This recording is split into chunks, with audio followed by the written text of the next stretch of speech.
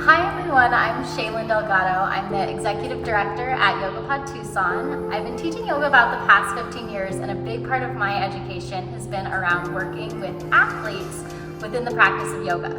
So as an avid runner myself, I've found that yoga can be incredibly supportive for preventing injuries with athletes, and then also working to have a much more pain-free experience running. Now, I wanted to take some time today for you to set up this next bit of video series experience. We'll be including in emails by breaking down some of the barriers some runners have around the practice of yoga, while also offering some of the ways that yoga can be really effective. And then in the end, I'll show you a fun little simple way you can add some yoga to your daily run practice. A big barrier that a lot of runners have around yoga is this idea that they're worried they're not flexible enough. Well, the funny thing is that we actually don't always want to use yoga to become more flexible.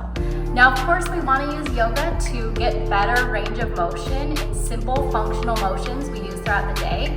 Maybe so that you can always be able to squat and pick up your kid, or reach for something on a shelf, or grab a bag from the floor.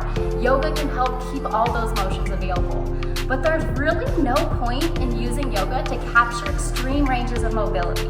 As athletes, we really don't even have to go down that route. Now, I also hear athletes, especially runners, say that they're nervous that yoga will make them become too flexible.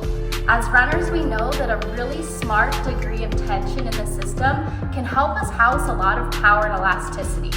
So the intention there isn't necessarily to use yoga to become ultra flexible, but rather to use it to be able to continue to move in a wide range of planes that we don't always experience running.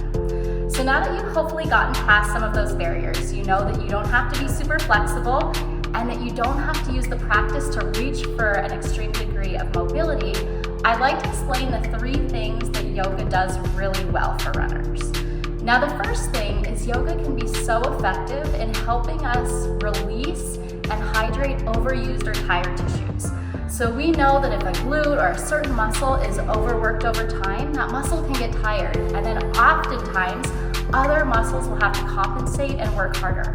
We can use yoga really thoughtfully to help prevent that.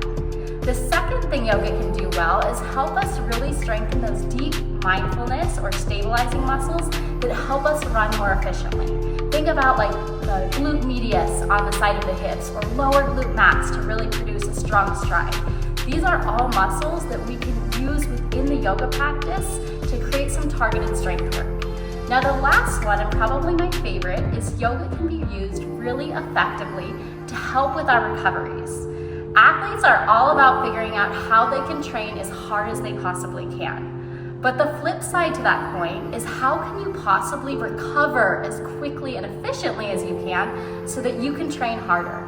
Yoga has so many really potent ways to downregulate the nervous system so we can find ourselves more capable when it comes to a hard workout. Now, I'd like to just end the video with giving you a little something to munch on or do on a daily basis, or maybe after one of your tough runs. This is one of my favorite tricks with the myofascial ball. If you don't have one of these at home, it's kind of like a soft lacrosse ball, but you could absolutely use your dog's tennis ball. I'm going to use this to help release and rehydrate my calf muscles. So pretty simple. This could absolutely be done at home in front of Netflix. You're just going to grab your ball, and if I'm kind of side facing, I'm going to tuck it right underneath the crease of my knee, so kind of like the knees armpits. I'll give my shin a nice little hug towards me, and then with my foot, I'll plantar and dorsiflex it a little bit. Now, I could go on and on about the benefits of myofascial release, and I'll save that for a mix of other video series. But I find this to be really effective for also helping support healthy plantar fascia on your feet, and then also healthy hips higher above, because you know what? It's all connected. After I've done that for about 30 seconds, I'm going to find one more spot.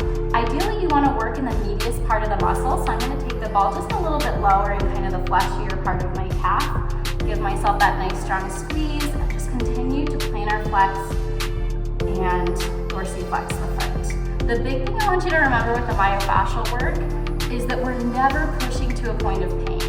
Think about a 10-point scale where 10 is the most intense. I want you to live somewhere around a 4. So we're just looking for that subtle bit of discomfort where you can still really easily breathe. I spend about 30 seconds to a minute doing a couple, maybe 2-3 points down each leg, and then you're done. You've just got some nice, healthy, hydrated calf muscles. Thank you so much for joining on this first video of the series. I'll be sharing lots more tips, tricks on how to use myofascial release and yoga to really support your run training.